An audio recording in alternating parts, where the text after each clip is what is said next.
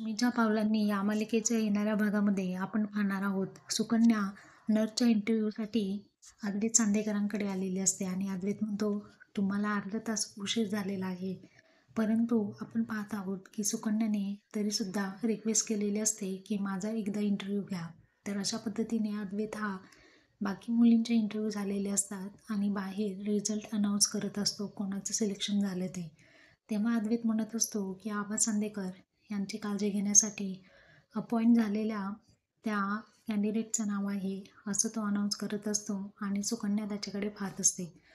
इकडे आपण पाहत आहोत की घरी आल्यानंतर सुकन्या नेहाला तिच्या मैत्रिणीला म्हणते की त्या माणसाकडे पाहिल्यानंतर मला वेगळंच वाटतं.